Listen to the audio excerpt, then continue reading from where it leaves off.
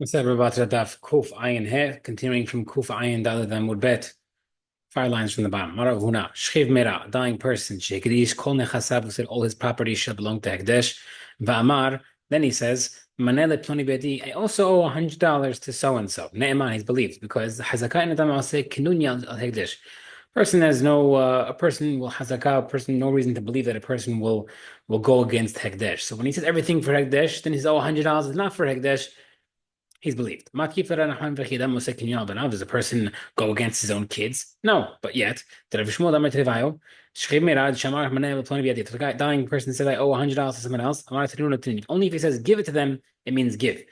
But if you don't say give, you don't give.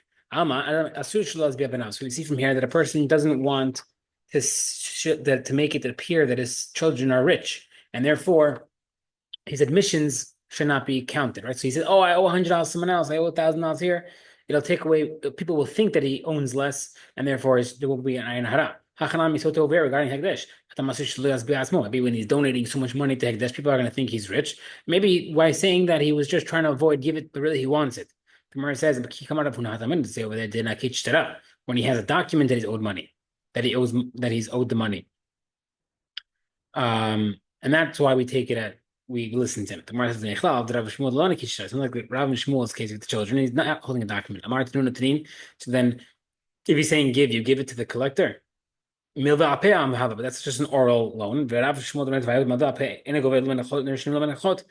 know that Rav and Shmuel both hold that an oral loan you can't collect from the children or linked properties. So why would the orphans have to give if they're said even if he says give? Amar Nachman, okay, new explanation.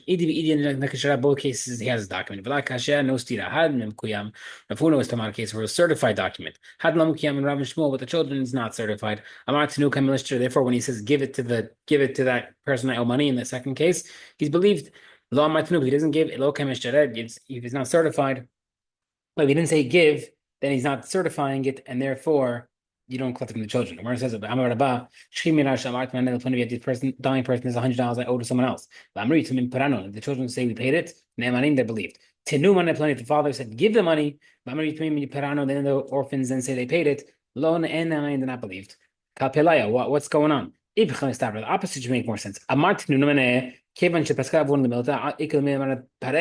If the father, it should be that if the father said give, then they said they gave it.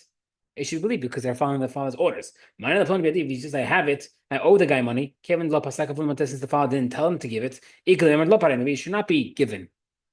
Maybe you should not be believed that they gave it. So why is it the opposite? If someone says, this is how we're learning it. If a guy dying says, I owe $100 to someone else, and the 4 orphans then say, then the orphans said it, the father that said that he paid it, that means they believed. My time away, the father was thinking about his life, and he says, oh, I owed money. Then later on, he probably reminded himself that he actually paid it. If he says, give the money, then he died. Then they said, oh, father said he paid it. And I mean, not believe because if he would have said that if he would have paid it already, he wouldn't have said so strongly, I gave it. Right? So there's a difference. I owe money to somebody, there's a chance he already paid it, and he's just thinking about things that went through his life. If he said give it, that means he already thought about it and says, go pay him back. And therefore they're not believed to say that he paid it. A dying person who admits that he owes money before witnesses. What's does he have to designate the witnesses to certify it? Or does he not designate? What does he have to say? Write the document that I owe money? Or he doesn't have to say. The says no. A person who's do we say that a person is joking around or saying things while he's dying, and therefore he has to designate? Or a person does not do that, and therefore you don't need to designate witnesses, or it happens automatically. Once he asked it, then he answered it. And then that person doesn't say do those type of things at the time of death. Therefore, when a person is dying, like we said earlier, it's as if it's already written and signed and sealed, and therefore you should give the money. New Mishnah, someone's lending his money to his friend with a document. You can collect through liened properties like we had earlier. I didn't only through witnesses the loan happened. You only collect from unliened properties. Let's say the lender has a document that the borrower signed through the borrower's signature that he owes him money. You still only collect from unliened properties. The guarantor's name appears after the signatures in the document. and he wants to collect from the guarantor. Maaseh Rabbi Ishmael happened with Rabbi Ishmael. Amar Goveh Menachsim V'Nachrim, you collect only from unlinked properties. Amar Ben Anas, Ben Anas says, oh, Eno Goveh Lo Menachsim Yishavim Lo Menachsim V'Nachrim. You don't collect at all from the guarantor. Amar Lama, he's like, we're not. Amar Ben Anas told him, if you have a guy who's strangling someone in the marketplace, and the guy, another guy comes over to him and says, Hanach lo b'ani yitin lecha. You leave him alone and I'll pay the money that he owes you, right? So Reuben's hassling or physically abusing Shimon to pay him back. And then Levi sees this happening, says, oh, don't bother Shimon, I'll pay you, Reuben. Patur shelo amunato helveo, because he didn't lend him money with that guarantor in mind, and therefore he's patur from paying it. And then he's just trying to help him out. He's trying to be a good friend to get him out of the chokehold. Who is the guarantor's chayav? Only if he said before the loan, lend him and I'll pay you back. Chayav, then the guarantor's chayav if the guy doesn't pay. Because on that trust, the loan happened. I'm Rabbi Ishmael. I would say someone who wants to become wise, should learn monetary laws. You'll become smarter. You'll be very proficient in day-to-day life. There's no branch of Torah that's greater. It's the biggest part of halacha. It's like a fountain that overflows with knowledge. But I would say whoever does wants to learn money laws, Shimon ben Anas, you should learn from Shimon ben Anas. We saw before, he's very knowledgeable and his knowledge is overwhelming. Biblical halacha, whether it's a loan in a document or all loan, you cut from liened properties. Why?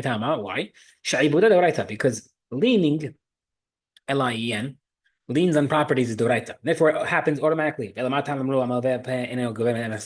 come Hachamim said that an oral loan is on liened properties only? If it goes against what the Torah says, because buyers will lose money because they don't know about it.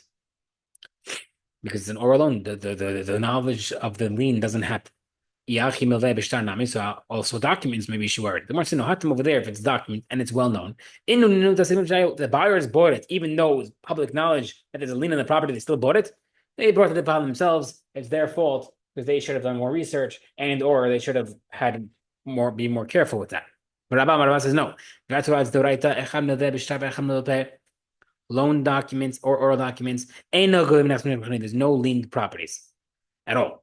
My time, why? Should be allowed to because liens are not deoraita. Now we're going the inverse. So how come by documents we do make a lien? Hachamim say, Mary says because we don't want to stop borrowers from lending money, therefore we want to incentivize them. How come by oral loans also we should make a lien to help lenders? Since it's hatam because if it's not publicized, buyers will lose out. Okay. Does Rabba really hold that it's not the doraita?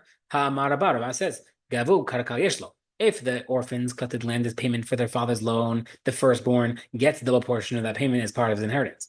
Gavu ma'at, but if he has cash, he does not. If they collect the cash, then he does not get it. Seemingly, that the land collected by the orphans is considered part of the doraita inheritance as part of the loan, and therefore it should be seen that it is biblical. Where it says, if you want to tell me that maybe you should switch the positions to make it fit, but Ula says elsewhere,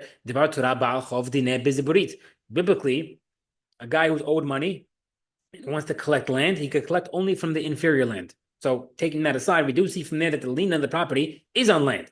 Gemara says, so we see Ula is right, so you can't switch the opinions. The Gemara says, Rabban wasn't saying regarding the firstborn that he holds like that. He was explaining it according to the Hachamim from Eretz Yisrael.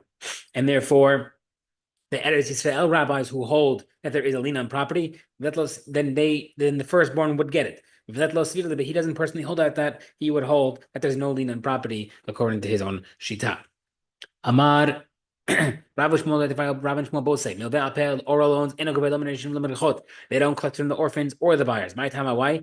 Liens are not deoraita. They both say, you collect oral loans from the purchasers or the heirs or their orphans. My time, why? They hold it is deoraita. We have a question against Rav and Shmuel. Someone's digging a pit in public. Then to go, and an ox passing by falls on him and kills him. Patur. The owner of the ox is patur. Not only that, if the ox dies from that, Right, the guy who dug, it's his problem. That's why.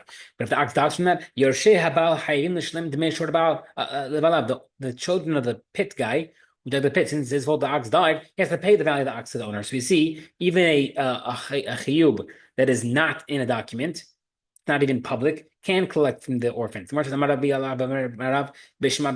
a case where the owner already was chayav from betin to pay, and therefore the children are chayav to pay the father's debt for the ox. Sounds like the ox killed him. So how can you go to court? He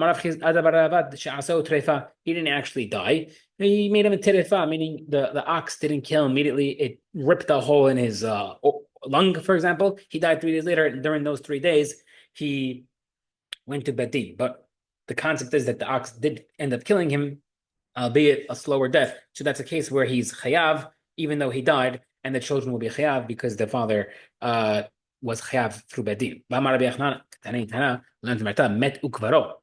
The Brita actually says that it died on him and it buried him. So seemingly he never was able to go to Bedin. So how would he be chayav that the children be chayav? The Gemara says, Hatam biatre dayana puma de beira.